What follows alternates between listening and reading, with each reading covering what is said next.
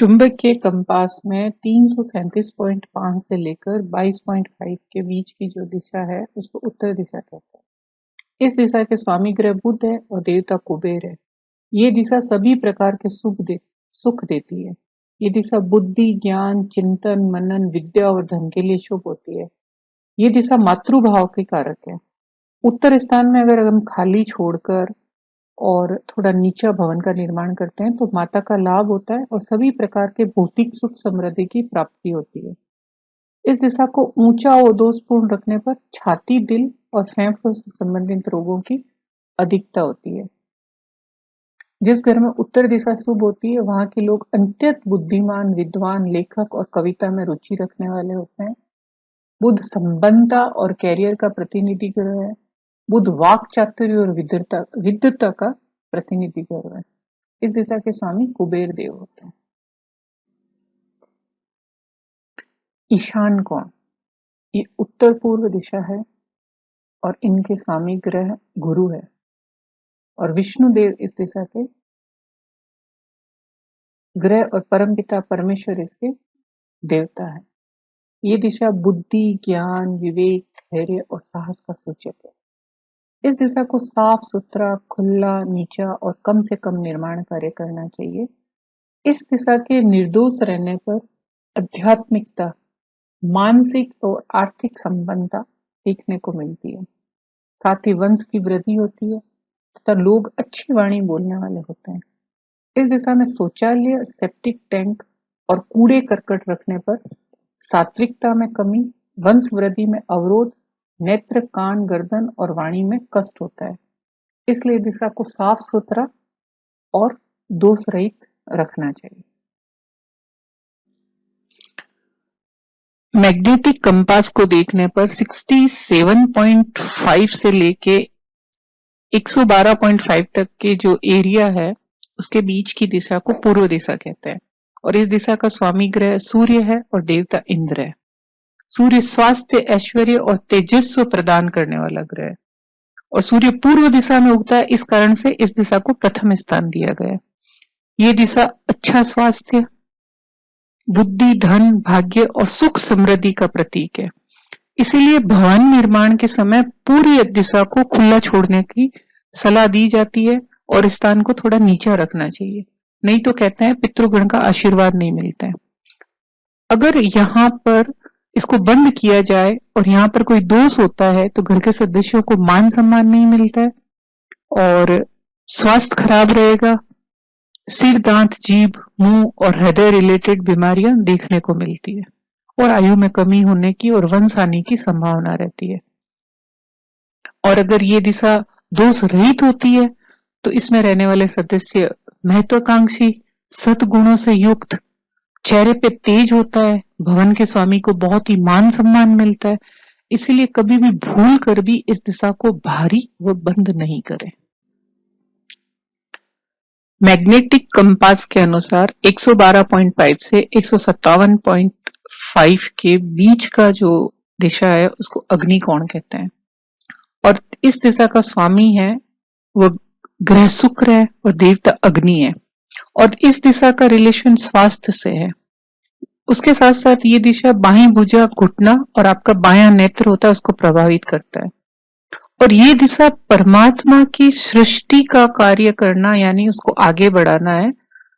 यदि इस दिशा में किसी तरह का दोष होता है तो अग्नि दिशा में पानी या अंडरग्राउंड टैंक हो तो ये बहुत बड़ी मुसीबतों को दावत देता है। तो किसी न किसी रूप में घर में सदस्यों का स्वास्थ्य खराब रहता है, ये दिशा दोष रहित होता है तो घर में रहने वाले को ऊर्जावान बनाती है और साथ ही घर के मुखिया को संतान और पत्नी का सुख देती है। लेकिन इस दिशा में दोष होने से घर की स्त्रियों को सबसे ज्यादा नुकसान होता है। इस चीज का ध्यान में रखना चाहिए। इस दिशा में रसोई, बिजली का सामान, बिजली रिलेटेड सामान आदि रखना शुभ, वास्तु के अनुसार शुभ माना जाता है। मैग्नेटिक कंपास के हिसाब से 157.5 से लेके 202.5 के जो बीच की दिशा है उसको दक्षिण दिशा कहते हैं और इस दिशा का स्वामी ग्रह मंगल है और देवता यम है। ये दिशा व्यक्ति को सफलता, यश, पद, प्रतिष्ठा और धैर्य देती है। ये दिशा पिता के सुख का कारक है। ये दिशा बायां सीना और मेरुदंड का भी कारक है।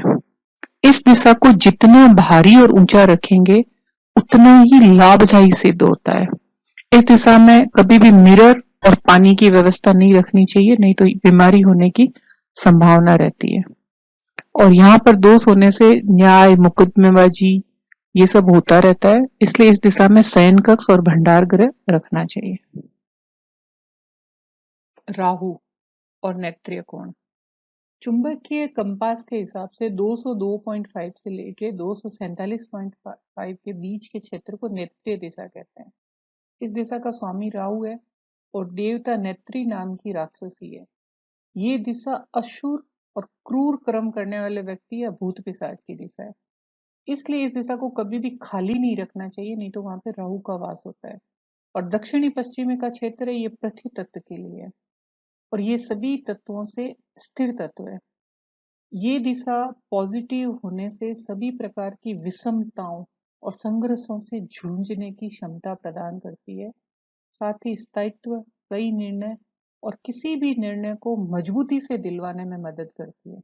ये दिशा आयु, अकस्मात दुर्घटना, बाहरी जननेंद्रियां, बायां पैर, कुल्ला, किडनी, पैर की बीमारी, स्नायु रोग आदि का प्रतिनिधित्व करती है।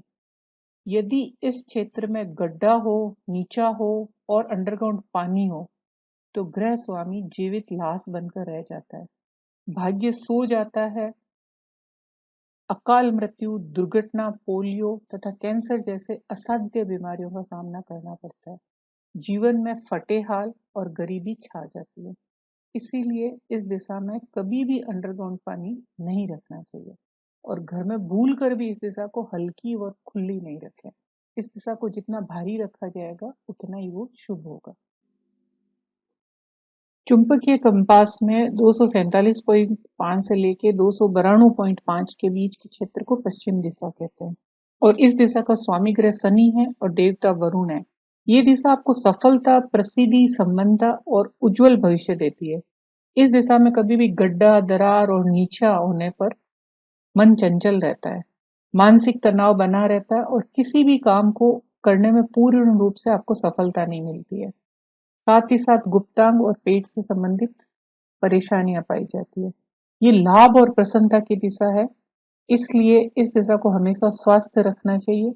इस दिशा में ड्राइंग रूम, बेडरूम और आप स्टडी रूम रख सकते हैं, उससे आपको लाभ मिलेगा।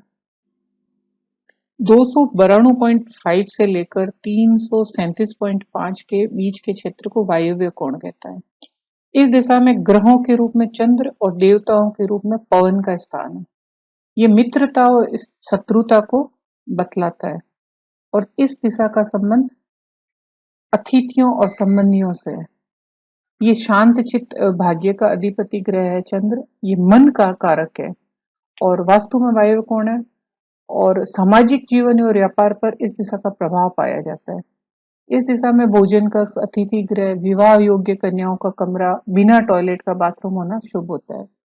ये दिशा मानसिक विकास और विद्वता की परिचायक है और शरीर में आंत, पित्ताशय, शुक्राणु, गर्भाशय, पेट का ऊपरी हिस्सा, दायां पैर और घुटने को प्रतिनिधित्व करती है।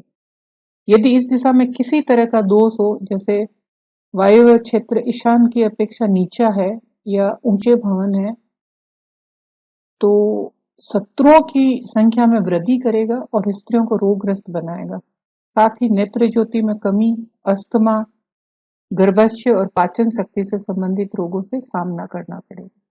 तो इस दिशा में इस तरह का कुछ भी कंस्ट्रक्शन नहीं होना चाहिए। यहाँ पे ज्यादा ऊंचे भवनों का निर्माण नहीं होना चाहिए। तो आप इस दिशा को दोष रहित रखें।